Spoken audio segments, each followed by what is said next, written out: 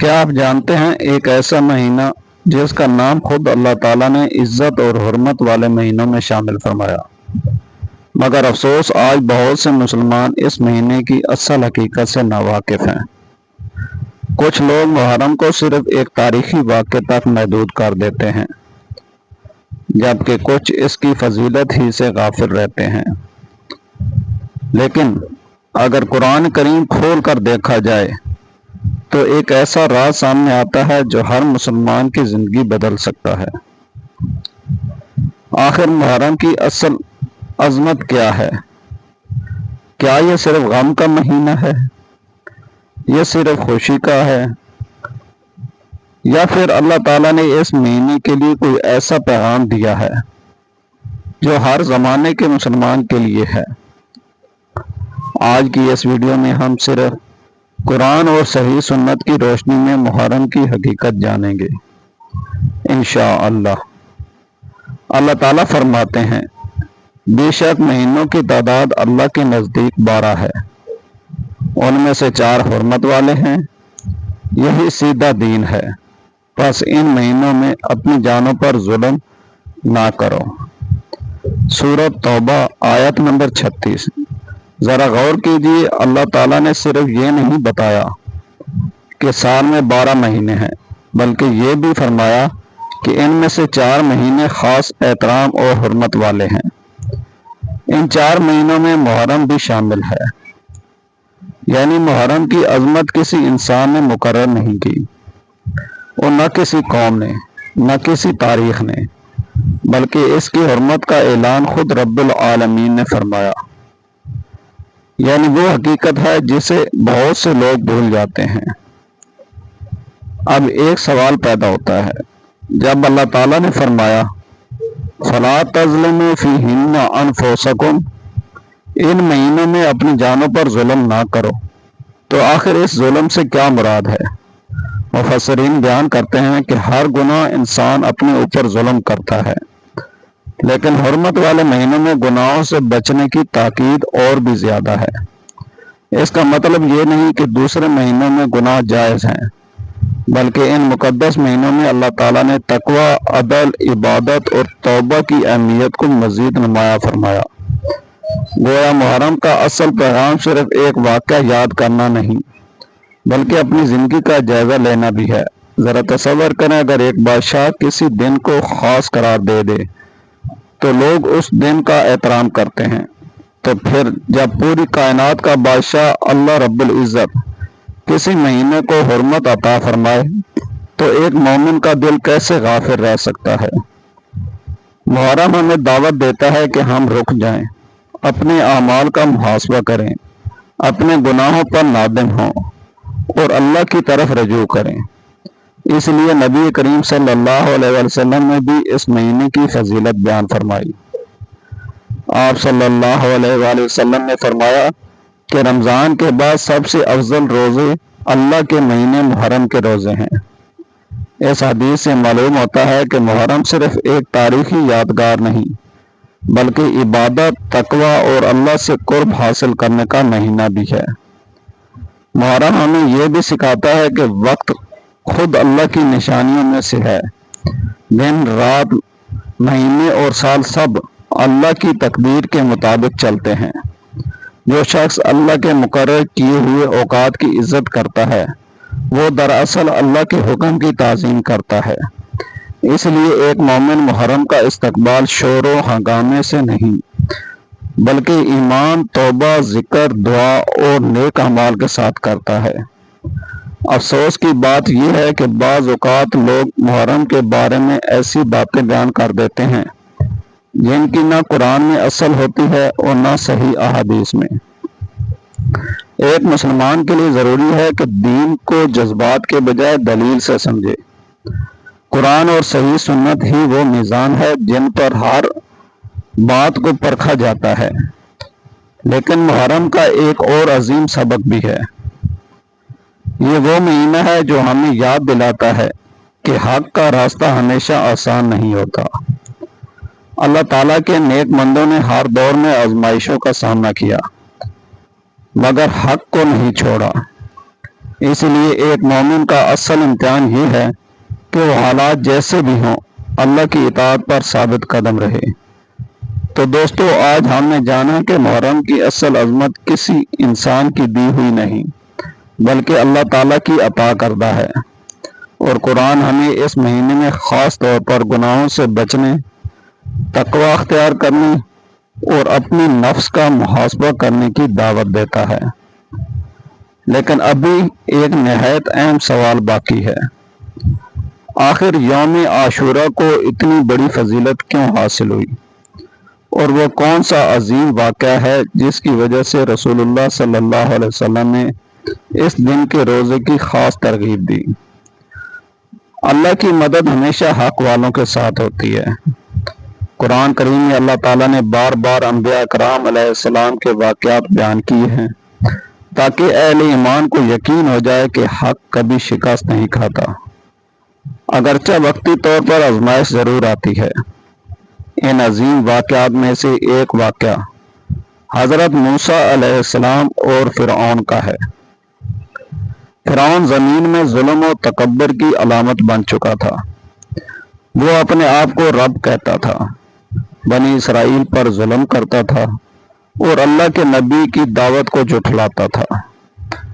لیکن جب اللہ کا فیصلہ آیا تو سمندر جو بظاہر ایک رکاوٹ تھا، اللہ کے حکم سے راستہ بن گیا۔ حضرت موسیٰ علیہ السلام اور ان کے ساتھی سلامتی کے ساتھ گزر گئے، جبکہ فرعون اور اس کا لشکر اپنے ظلم سمیت غرق ہو گیا۔ یہ واقعہ ہمیں سکھاتا ہے کہ طاقت ہمیشہ تعداد یا ہتھیاروں میں نہیں ہوتی بلکہ اللہ کی مدد میں ہوتی ہے۔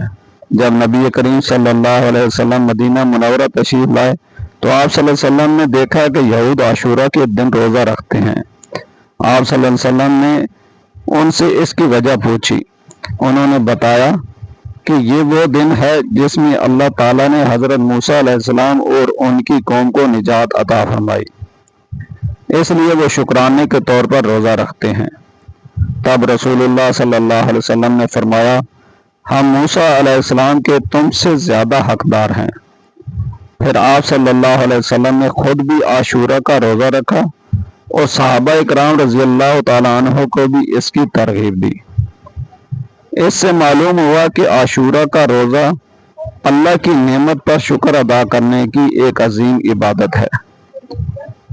صحیح حدیث میں آتا ہے کہ نبی کریم صلی اللہ علیہ وآلہ وسلم نے فرمایا، مجھے امید ہے کہ عاشورہ کے دن کا روزہ گزشتہ ایک سال کے گناہوں کا کفارہ بن جائے گا۔ یہ اللہ تعالیٰ کی کتنی بڑی رحمت ہے، صرف ایک دن کا نفلی روزہ اور ایک سال کے صغیرہ گناہوں کی معافی کی امید۔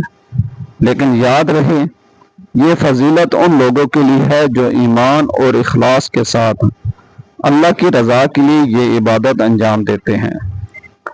عاشورہ ہمیں ایک عظیم سبق دیتا ہے، جب اللہ تعالیٰ کسی بندے پر نعمت کرے، مصیبت دور کرے یا کامیابی عطا فرمائے تو اس کا جواب غرور نہیں بلکہ شکر ہونا چاہیے۔ حضرت موسیٰ علیہ السلام نے شکر ادا کیا، رسول اللہ صلی اللہ علیہ وآلہ وسلم نے شکر ادا کیا، اور امت محمدیہ کو بھی شکر کا یہی راستہ سکھایا گیا۔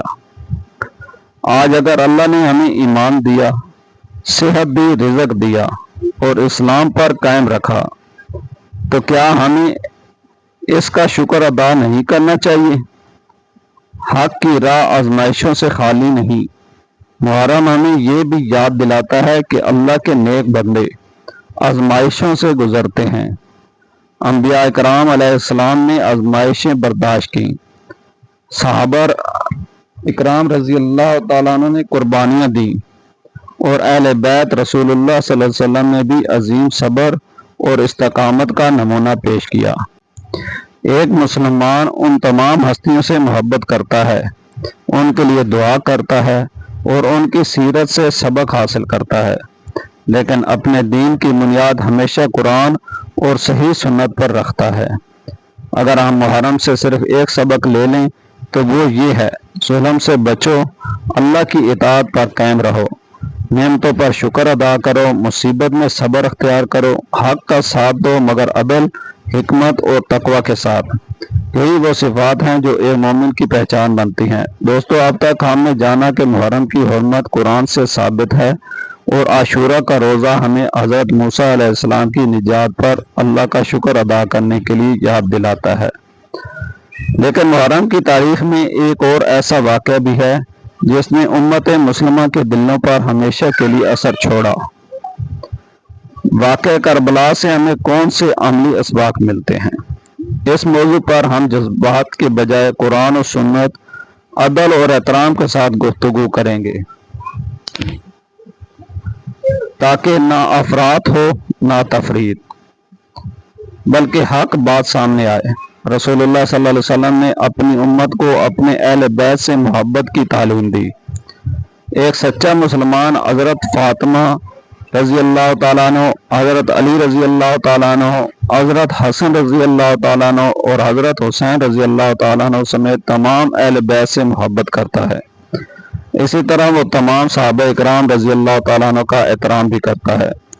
اسلام ہمیں محبت، انصاف اور عدل سکھاتا ہے، نہ کہ نفرت، گالی یا تفرقہ۔ حضرت حسین رضی اللہ تعالیٰ عنہ رسول اللہ صلی اللہ علیہ وسلم کے نواسے تھے۔ نبی کریم صلی اللہ علیہ وسلم ان سے بے پناہ محبت فرمائی۔ آپ صلی اللہ علیہ وسلم نے فرمایا، حسن اور حسین جنتی نوجوانوں کے سردار ہیں۔ یہ فضیلت ان کے بلند مقام اور عظیم کردار کی دلیل ہے۔ ہر مسلمان کے دل میں ان کے لیے محبت اور احترام ہونا چاہیے۔ کربلا کا واقعہ اسلامی تاریخ کا ایک انتہائی دردناک باب ہے۔ حضرت حسین رضی اللہ تعالیٰ عنہ اور ان کے ساتھیوں نے سخت آزمائشوں کا سامنا کیا، اور آخرکار وہ شہادت کے عظیم مرتبے پر فائز ہوئے۔ یہ واقعہ ہمیں صرف غم نہیں دیتا بلکہ بہت بڑے اسباق بھی دیتا ہے۔ پہلا سبق، دنیا عارضی ہے لیکن اللہ کی رضا ہمیشہ باقی رہتی ہے۔ دوسرا سبق، آزمائش میں بھی ایمان کا دامن نہ چھوڑنا چاہیے۔ تیسرا سبق، صبر، تقوی اور اللہ پر بھروسہ مومن کی اصل طاقت ہے۔ بعض اوقات لوگ محرم کے موقع پر ایسے اعمال یا ایسی باتیں اختیار کر لیتے ہیں جن کی بنیاد قرآن و سنت میں نہیں ملتی۔ ایک مسلمان کے لیے سب سے محفوظ راستہ یہی ہے کہ وہ ہر عبادت اور ہر عمل کو قرآن اور صحیح سنت کے مطابق انجام دے۔ محبت ضرور ہو مگر شریعت کی حدود کے اندر، غم ضرور ہو مگر اللہ اور اس کے رسول صلی اللہ علیہ وسلم کی تعلیمات کے مطابق۔ آج امت مسلمہ کو سب سے زیادہ جس چیز کی ضرورت ہے وہ ہے اتحاد، اخلاص اور علم۔ ہمیں ایسے موضوعات کو نفرت پھیلانے کا ذریعہ نہیں بنانا چاہیے۔ اللہ تعالیٰ نے ہمیں عدل کا حکم دیا ہے، اور رسول اللہ صلی اللہ علیہ وسلم نے اخلاق، رحمت اور بھائی چارے کی تعلیم دی ہے۔ اگر ہم واقعی حضرت حسین رضی اللہ تعالیٰ عنہ سے محبت کرتے ہیں تو ان کی سیرت سے صبر، تقوی، عبادت اور حق پر ثابت قدمی سیکھنی چاہیے۔ اصل راز کیا ہے؟ اب شاید آپ سمجھ گئے ہوں گے کہ اس ویڈیو کا عنوان محرم کا سب سے بڑا راز کیوں رکھا گیا۔ وہ راز یہ ہے کہ محرم کا اصل پیغام صرف ایک تاریخی یاد نہیں بلکہ اللہ کی طرف رجوع ہے۔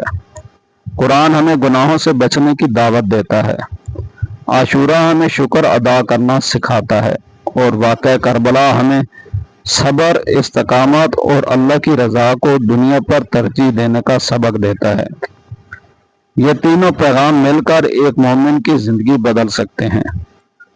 میرے عزیز بھائیوں اور بہنوں، محرم آئے تو اپنے دل کو قرآن سے جوڑیں، اپنی زبان کو ذکر الہی سے آباد کریں، اپنے ہاتھوں کو نیکی میں لگائیں، اپنی آنکھوں کو حرام سے بچائیں، اپنے والدین کے ساتھ حسن سلوک کریں، ضرورت مندوں کی مدد کریں، اور اللہ تعالیٰ سے دعا کریں کہ وہ ہمیں حق کو حق سمجھ کر اس پر عمل کرنے اور باطل کو باطل سمجھ کر اس سے بچنے کی توفیق عطا فرمائے۔ اللہ تعالیٰ ہمیں قرآن و سنت پر ثابت قدم رکھے، اہل بیت رسول اللہ صلی اللہ علیہ وآلہ وسلم اور تمام صحابہ اکرام رضی اللہ تعالی عنہ سے سچی محبت نصیب فرمائے، اور امت مسلمہ میں اتحاد، رحمت اور خیر پیدا فرمائے۔ آمین یا رب العالمین۔